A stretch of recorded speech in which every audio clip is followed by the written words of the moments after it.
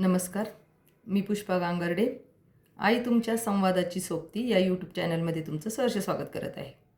आता आपण स्वयंपाक करता करता भाषा शिकवायची या विषयावरती व्हिडिओ बनवत आहोत. तर आपण आत्ताच नाश्ता शिकवताना आपण डब्बा स्टीलचा डब्बा याविषयी बोललो होतो. त्यावरूनच माझ्या लक्षात आले की आपण अगोदर भांड्यांची ओळख करून देऊया या विषयावरती मी व्हिडिओ बनवते. म्हणून मी आता आपल्याला त्याविषयी सांगणार आहे की आपण भांड्यांची सर्व नावं कशी शिकवावेत, त्यांचे धातू कसे शिकवावेत. तर एक दिवस आपण घरामध्ये येऊन डायरेक्ट मुलांना हा डब्बा स्टील, हा पितळाचा आहे, याला ताटली म्हणायचं, याला चमचा म्हणायचा आणि याला ग्लास म्हणायचं, असं जर आपण एका दिवसामध्ये सर्व एकदा येऊन सांगितलं तर लगेच त्यांची काही भांड्यांची नावं लक्षात राहणार नाहीत. तर आपण भांड्यांची नावं आणि धातू कशा प्रकारे शिकवावे याचा व्हिडिओ आपण आता बनवणार आहोत. आता आपण स्वयंपाक करताना ज्या प्रकारची भांडे स्वयंपाक करताना लागतात त्यामध्ये आलं पातेलं, कढाई, त्याच्यानंतर पक्कड, चमचा, त्या पळी, उलातनं, तुम्ही तुमच्या भागामध्ये असेल जे नाव ते वापरत असेल. प्रथम आपल्याला मुलाला मदर टंग म्हणजे आईची भाषा शिकवायची. ज्या भागामध्ये जे शब्द वापरत असेल ते सर्व भाषा आपल्याला अगोदर शिकवायची आहे आणि त्यानंतर प्रमाण भाषा शिकवायची आहे. आणि अगोदर आपण जी घरामध्ये बोलतो ते आपलं एकमेकाचं संभाषण, घरातील एकमेकाचं संभाषण अगोदर बाळाला कळलं पाहिजे आणि त्यानंतर तो जगातील लोकांच्या बरोबरचं जे संभाषण आहे त्याच्याबरोबर करणार आहे.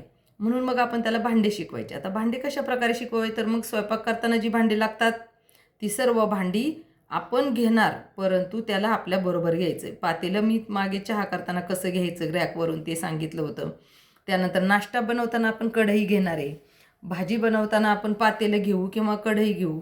जेव्हा बनवतोय, जेव्हा ती वस्तू आपल्या हातात आहे त्यावेळेस आपण सांगायचं, हे बघ ही कढई आहे, ती रॅकवर ठेवलेली कढई मी घेतली कढई. मग ते पातेलं पण असू द्या, हे पातेलं मी घेतलं, हे छोटं पातेलं आहे, त्याच्यात लहान मोठी ही पण संकल्पना सांगू शकतो. लहान मोठी म्हणजे काय, तर आपले तिथं जिथं पातेले ठेवलेत त्या पातेल्यातलेच एक लहान आणि एक मोठं असतं. त्या पद्धतीने लहान मोठं, कोणत्याला लहान म्हणायचं कोणत्याला मोठं म्हणायचं याला काही लिमिट नाही आहे. त्यानंतर कढई वगैरे, चम्मच झाले. पोहे खाताना तर आपण घरात किती व्यक्ती आहेत त्या पद्धतीने प्लेट त्याला घ्यायला लावू शकतो. जर त्याचा हात पोचत नसेल तर आपण काढून ठेवून बघ बरं किती आहेत मोज. मग ते त्याच्या हातात दिल्या की त्याला ते खेळायला आवडतं, तो मोजू शकतो. आपण त्याला मदत करायची. मोज म्हणल्यावर तो मोजणार नाही आहे, त्याला या वाक्याचा अर्थ पण कळत नाही आहे, पण आपण ते सारखं शब्द, आपण दोघे प्लेट मोजूया, चल हे बघ ह्याला प्लेट म्हणायचं. मग तुम्ही काही पण म्हणू शकता, डिश, प्लेट, काय म्हणत असताल ते. तर मग ही बघ, ही 1 प्लेट, ही 2 प्लेट, ही 3, असे शब्द देऊन त्याला तुम्ही प्लेट मोजणार आहे.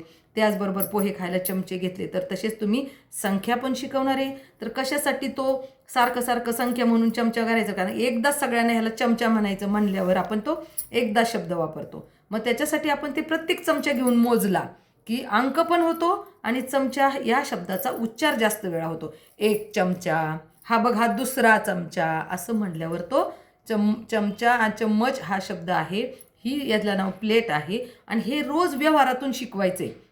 नाश्ता करताना आपण तेच कृती करायची आहे. परत जेवण करताना आपण घरामध्ये किती लोक आहोत, 4 आहेत, 5 आहेत, 6 आहेत आजी बाबा, त्यांची नावं घेऊन पण आपण त्या प्लेट मोजू शकतो. हे बघ ही आईला प्लेट, ही त्याचं नाव काय असेल ते अभिला प्लेट, ही तुझ्या पप्पांना प्लेट, ही तुझ्या ताईची प्लेट, ही तुझ्या आजीची प्लेट, ही तुझ्या आजोबांची प्लेट. ह्याच्यात काय होतंय, नात्यांचे, व्यक्तींची नावं शिकवली जातात, प्लस त्या प्लेटचं रिव्हिजन होते. मग अशा प्रकारे आपण त्या प्लेटबरोबर अनेक प्रकारची भाषा बोलू शकतोय.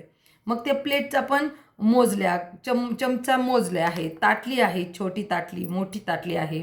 या प्रकारचे सर्व भांडे ज्या वेळेस आपण वापरतोय, ज्या वेळेस आपल्याला लागतायत त्यावेळेस घेतले की त्याच्याबरोबर, त्या भांड्यांच्या बरोबर, आणि तो बाळ आपल्याबरोबर घेऊन त्याच्यावर संभाषण करायचे, त्याला ती कृती करून द्यायची. ते प्लेट त्यांनी त्याच्या हाताने मांडल्या तरी पण चालेल, त्याला काय आपल्याला, आणि तो काय नुसतं पाहणार किंवा ऐकणार नाही आहे. त्याला जेव्हा तुम्ही कृतीत सहभागी करून घेतात तेव्हाच त्याला त्याच्यामध्ये इंटरेस्ट असतोय आणि त्यानंतर मग तो ते बाळ हे करणार आहे. ते प्लेट त्याला, चम्मच त्याला रोज वापरून त्या गोष्टी करणार आहेत. आता ह्याच्या पुढची स्टेप आहे ती म्हणजे काय, तर तुम्ही त्या भांड्यांचे धातू सांगू शकता.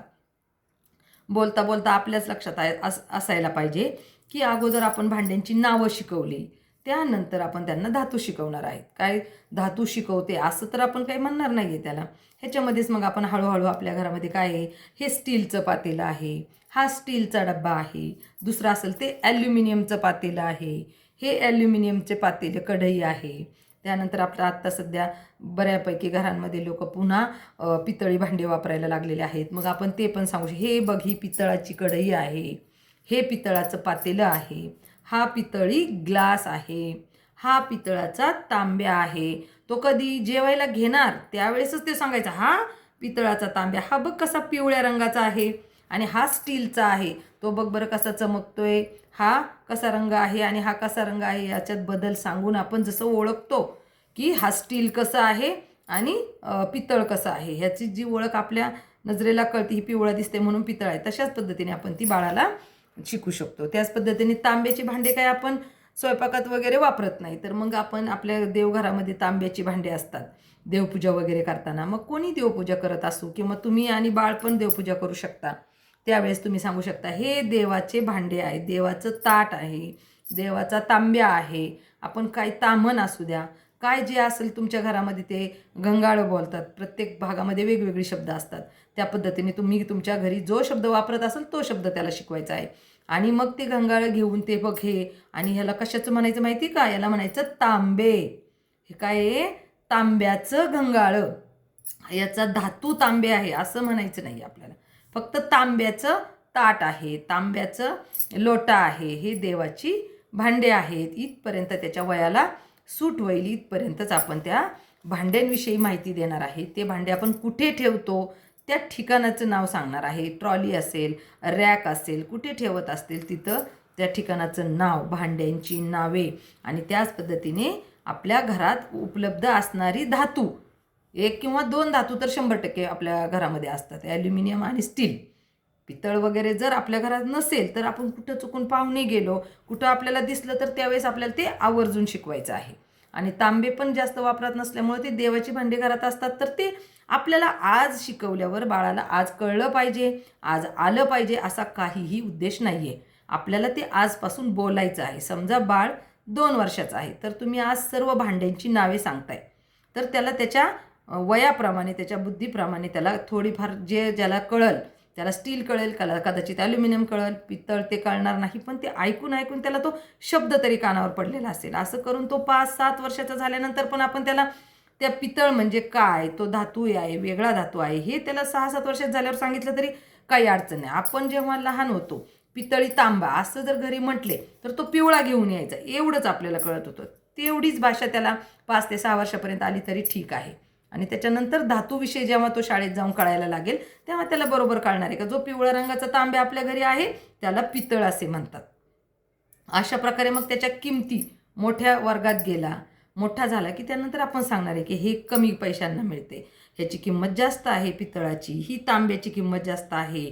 त्या तांब्यापासून मग चांदी, सोने यासारख्या वेगवेगळे धातूच्या वस्तू दाखवून त्याच्या किमती आपण त्याच्या वयानुरूप पुढे शिकवत जाणार आहेत. आता आपल्याला फक्त त्याला ऐकवायचे, तो शब्द त्याला कळला, अर्थ कळला नाही, नुसता शब्द आला तरी ठीक आहे. त्याच्यानंतर हळूहळू त्याला त्या रंगाचा तांब्या म्हणजे पिवळा हे कळलं तरी ठीक आहे, देवाचे भांडे कोणत्या रंगाचे दिसतात हे कळलं ठीक आहे. त्याच्यानंतर आपण त्याला त्याच्या पुढं डीपमध्ये जाऊन सांगणार आहे.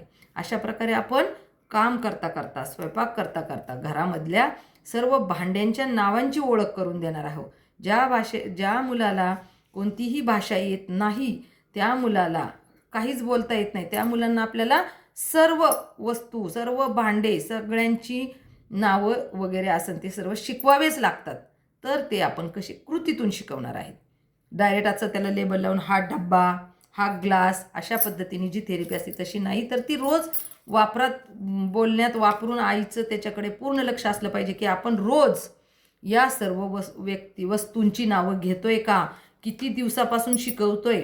आपण आता जानेवारीपासून हा व्हिडिओ पाहिला, त्यानंतर मी हे शिकवायला सुरू केलं होतं, आता 6 महिने झाले, यापैकी त्याला स्टीलचा ग्लास घ्या म्हटल्यावर तो बरोबर घेतोय का, किंवा त्याच्यातून फक्त ग्लास घे म्हटल्यावर तेवढंच कळतंय.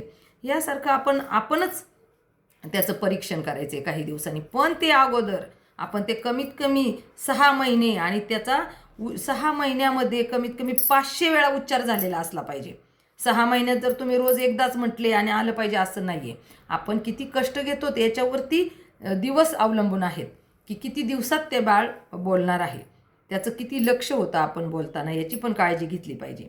आणि त्यानंतर आपण ती किती कंटिन्यू केली ती भाषा, रोजच ती वापरले का आज वापरलं, थोड्या दिवस वापरलं, त्यानंतर बंद केलं, मग पहिलं जे शिकलंय ते पण पूर्णपणे संपून विसरून जातो तो. आणि त्याच्यानंतर पुढचा व्हिडिओ आल्यावर पुढचं शिकवायला सुरू करायचं नाही, तर पहिल्यापासून पहिला व्हिडिओ सकाळ झाली, बाळ लवकर उठून त्याच्याबरोबर त्याचं संभाषण करूनच आपण स्टेप बाय स्टेप पुढे यायचे आणि रोज हीच कृती करायची.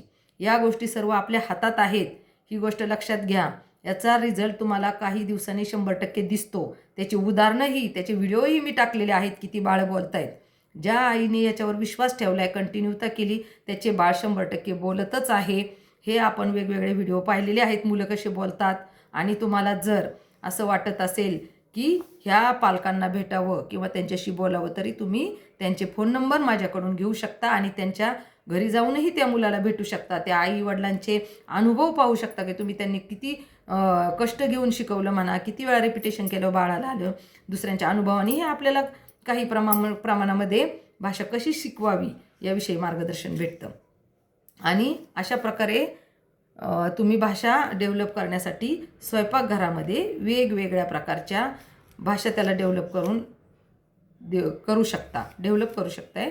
आणि त्याचे यासारखे नवनवीन व्हिडिओ पाहण्यासाठी तुम्ही आई तुमच्या संवादाची सोबती या यूट्यूब चॅनलला सबस्क्राईब करा, लाईक करा, शेअर करा. धन्यवाद.